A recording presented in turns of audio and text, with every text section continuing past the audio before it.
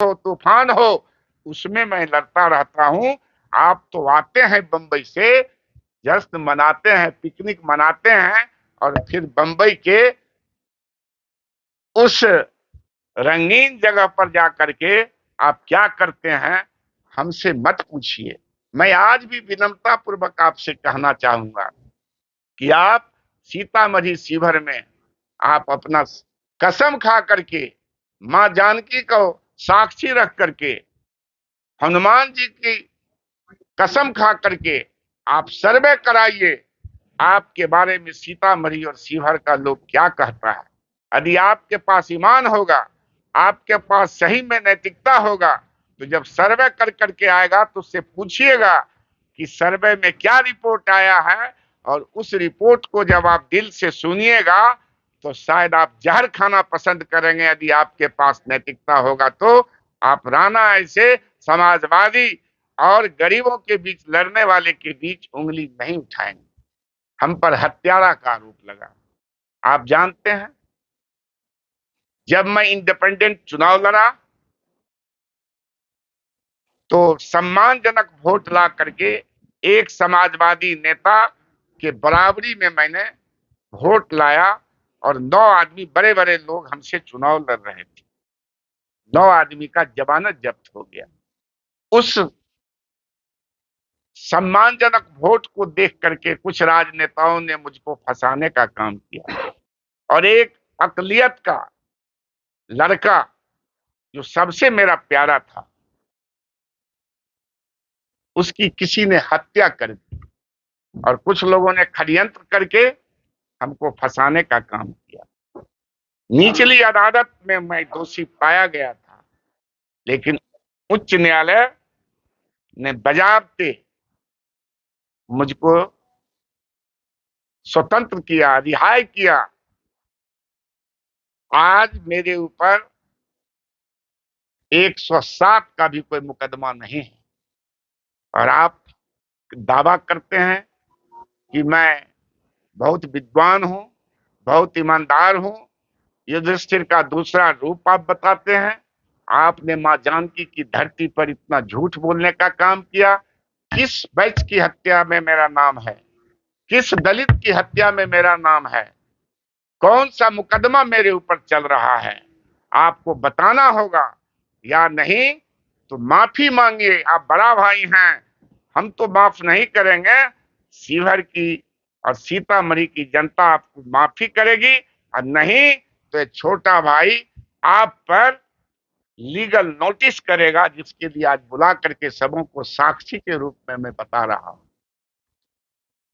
कहते हैं कि मैं औकात की भी बात उन्होंने किया है। आप सही माने में कुछ मामले में हमसे बहुत आप आगे हैं, जो भगवान न करे कि आपसे हम उससे आगे बढ़े। आप कहते हैं कि मैं वकालत किया हूं पूना से, मेरी पुतोहू पूना से वकालत की है, मेरी बेटी ग्वालियर से ग्रेजुएशन की है, मेरा बेटा नैनीताल से पास किया है, मेरा दो दो बेटा एमबीए किए हुए हैं, बीबीए किए हुए हैं, दिल्ली यूनिवर्सिटी से लॉ किया हुआ है, और आप कहते हैं कि मेरी औकात के सामने किसी की औकात नहीं है। आप पहले खास महल की जमीन पर जो अट्टालिका बनाए हुए हैं, आप उस खास महल की जमीन को आप पहले छोड़िए। कोई पिछड़ा, कोई दलित, कोई अकलियत उस पर घर बनाएगा, और मैं मेहनत कर करके आपके अट्टालिका और खास महल की जितनी जमीन है, उससे 10 गुना जमीन सीतामढ़ी में, जिसके प्रांगण में आज सभी मीडिया के लोग बैठे हुए हैं। इसलिए आप अपने धन के अहंकार में, पद के अहंकार में मत बोलिए। दोस्तों, मैं फिर कह रहा हूं, मेरे ऊपर उन्होंने पैसा सुनने का आरोप लगाया। मैं आज भी कहता हूं आपके माध्यम से, देवेश बाबू, आप सभापति के पद पर, आप संवैधानिक पद पर हैं। आप कहते हैं कि हम झूठ नहीं बोलते हैं। आप पहले प्रमाणित करिए, शिवहर और सीतामढ़ी में कोई माई का लाल, चाहे पदाधिकारी हो, चाहे आपके साथ रहने वाला होलसेलर हो, डीलर हो, कह दे कि मैं राणा को महीना माहवारी दिया हूं, या राणा के बेटी के शादी में मैं सहयोग किया हूं, राणा के बेटा के पढ़ाई के रूप में मैं किसी को सहयोग किया हूं, तो सबसे पहले सार्वजनिक जीवन में हम माफी मांगेंगे।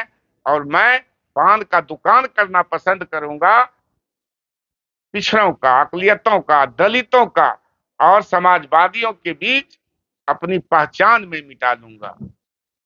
मैं आपसे पूछना चाहता हूं देवेश बाबू, आप बड़े भाई हैं, आप ब्राह्मण देवता हैं, हम आपसे पूछना चाहते हैं कि आप बहुत ईमानदार हैं।